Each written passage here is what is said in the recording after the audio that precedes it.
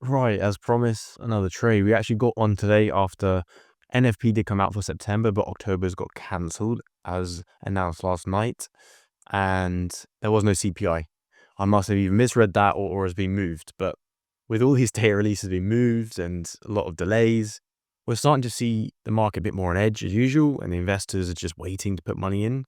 However, we finally got that move and the manipulations we can see with the release, stronger figures. And I was biased. My bias for the week was sells. So you can see here that structure. I talked about this high not being touched or swept, which it was respected. And now we got that push all the way down. So this level down here that we can see was respected so far on Euro USD, but on DXY, it actually has already been taken out in terms of sweeping. So to me, I'm still extremely bullish on DXY, and same with thus sells or bearish on Euro USD. I think we're going to get this liquidity sweep tomorrow. To me, the market just looks very primed to continue free falling, and the main draw for me is this one down here, because it's been swept on DXY and Euro USD is almost playing catch up in a way to come and sweep that. It feels like price wants to gravitate towards that. And the biggest reason and the way you can actually view this already is if you look at the weekly, the previous week's candles already been fully engulfed by Thursday, with an extra day tomorrow being Friday to give us that push further to close below here to then next week close out November with either sweeping this and closing back in or even closing below. That's the plan for the next 2 weeks. Excuse the voice as well. I've picked up the flu somehow. So my understanding, I wanted to record this live, but I've been on calls and working, trying to bring in the bread, as they say. So this entry was purely based on the idea that we had this sweep of this liquidity up here in the 1 hour. We knew that NFP is going to be volatile. We waited out. No point jumping in before. Once we get that sweep, we need our confirmations. And our confirmations come from the lower time frame, because the higher time frame confirmations we already have, we went through that. It's the daily, the weekly, and also, if you want to call the higher time frame in this perspective on the 1 hour, I wouldn't. It's the intraday, in my opinion.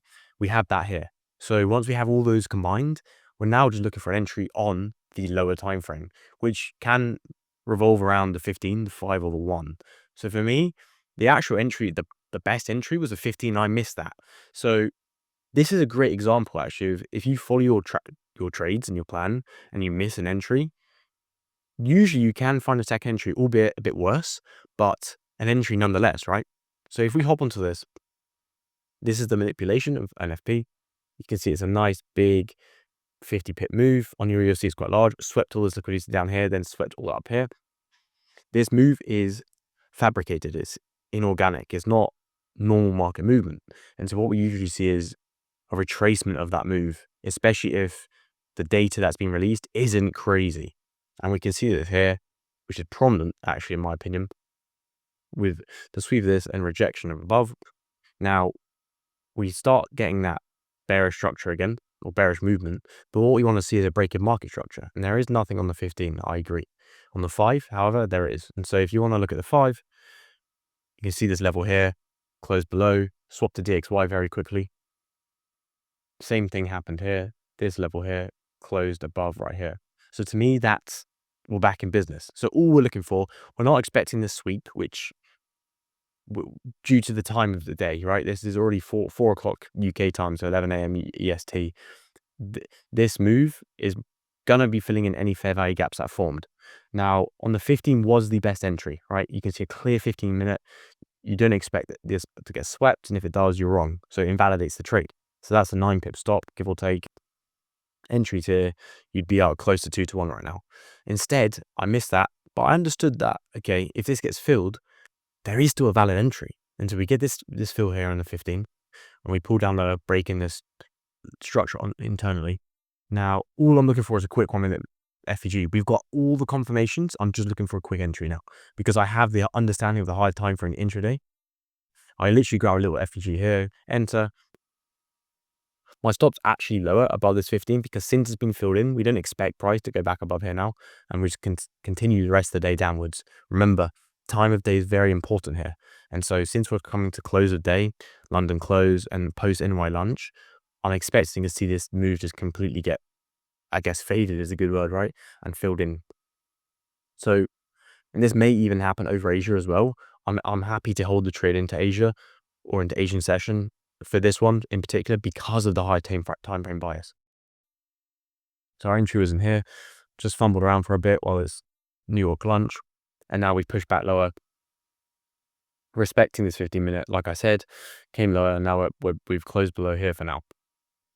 Great move in my opinion. The 1 hour's looking very nice, lots of rejection, same on DXY. So DXY wants to come sweep this. Euro, more importantly, sweep this. So that that's the plate of this trade. I'll keep you posted in the next clip, either with my face or with this, but it probably will be tomorrow at this rate. I mean, I'm anticipating an Asian hold. If I get stopped out and profit, that's actually a great point before I end this. Management-wise is very, very vital. So to manage this trade, we need to allow breathing room, right?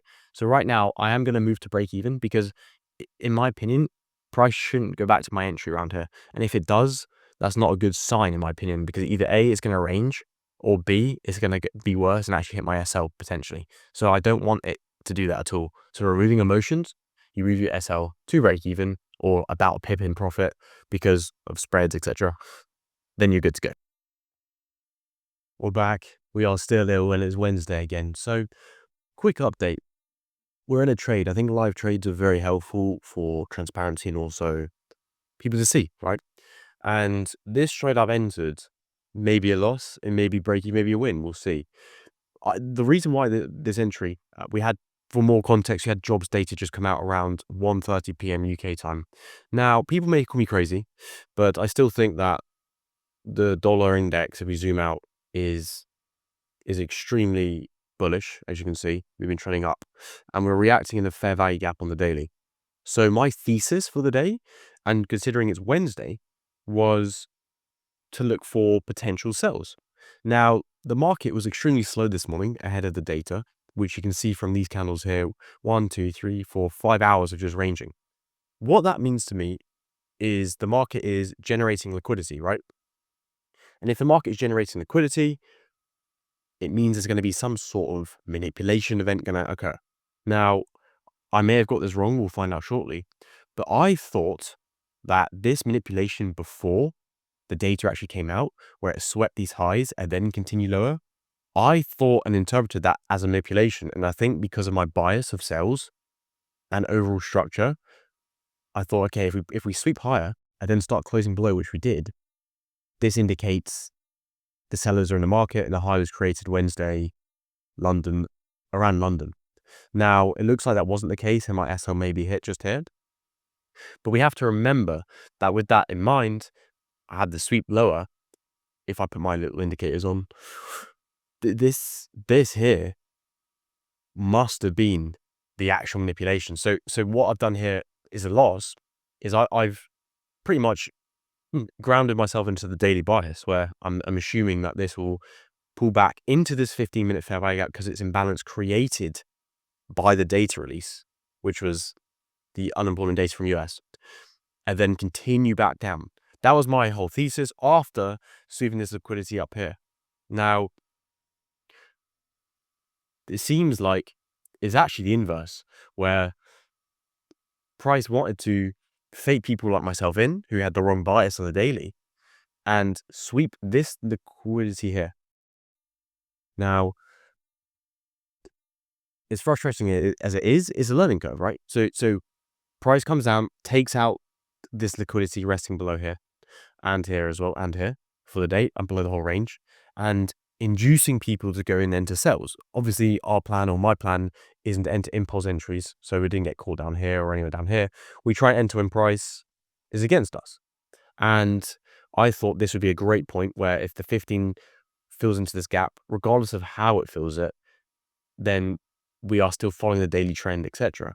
And it seems like, yeah, this was the actual trend. So we come down, get the manipulation during the event rather than before, take out those lows and all this liquidity here, and then use that to push it back up further, which means on the higher time frame, if we zoom out, that price may potentially want to continue higher again, because if we look at DXY, it did sweep that on Friday last week, that high, but Euro USD failed to do it on the low. So my whole bias and thesis was, yeah, Euro USD to continue back down. Daily fair value gap respects and filled in. Same on both pairs. I'm looking for that continuation as discussed. If we draw out higher highs, higher lows, minus this one here, it's still in a very bullish market structure. So for me, taking buys here isn't valid, as in the structure hasn't changed yet until on the higher time frame we start getting this, which may happen now, by the way. So until we start getting this, where it breaks this previously lower high and now creating a higher high, then pulling back, creating a lower high, to then going and creating, well, sorry, a higher low, then going and creating a higher high again. So that's my thesis, and I think that's why I'll stick to my sells. If I'm wrong here, we're wrong. I'm happy with the 50% win rate once we get that. So, because with 50%, that's all you need, right? And especially when your trades are, if you're cutting your losses short, in this one I won't be, but also if you're able to aim for 2, 3, 4, 5R, which I usually do, then the 50% win rate is more than viable. Even 40% is fine. So hitting every shot won't always work out, which you've discovered here. And with DXY, I think it just completely depends on how this forms here. Now, I'm not going to hold my breath and be like, wow, this is awesome. We're in drawdown. We're potentially going to lose the trade. But I think it's great transparency and fun to record live trades because you don't get that often. I think there's a handful of people that actually record them. And we'll see how this plays out. If we by some point of the trading gods survive this pullback and actually price respects whether people view it as an order block or this whole area of range, and the daily starts to flip as expected again and continue back down for the rest of the week with the high being created, like I said, during London on the Wednesday, cool stuff. But at the end of the day, if we are wrong, we may have to adapt our bias going into later in the week. But for now, I'm holding strong with these sales, and I'll update you after. As promised, we're going to give you a quick update of that last trade. Not sure, I'm still trying to figure out the best way to film these videos. I know people like vlog styles. Currently, I'm not going to do a vlog style. I mean, I'm feeling a bit ill, so no camera today this time. But I think potentially in the future, we'll look at some vlog styles. But for now, I'm just going to keep it purely based on technicals and also value rather than a bit of entertainment, because I think it's good for now. So quickly looking at the FTMO panel, wherever it looks, update on the week. We haven't passed it yet. I missed a very big trade on Friday, which is my own fault. It was during London. It was nice sells on Euro USD, which if you watch the last video we were looking for, I didn't plan well enough, so we missed those. That's completely on me. Today, we just saw on that previous clip that we entered a sell. We are still looking for sells in Euro USD, trying my best not to marry the bias, and I was happy to risk an amount. And if the SL got hit, I was happy to lose that amount on that risk. And you can see that 2,000 there. The 1,000 and 250, if we get the calendar view up, that we lost was, again, looking for a sale at the top of the range. I agree, risky, but I was happy and managed the risk accordingly. Same with this trade. I sold when we saw the data release, and I explained my thesis behind the sell already. Won't go into it again. We took a loss. Now, as we approach Thursday and Friday, my favorite 2 days of the week for trading, we're going to look at how the market wants to unfold closing the week.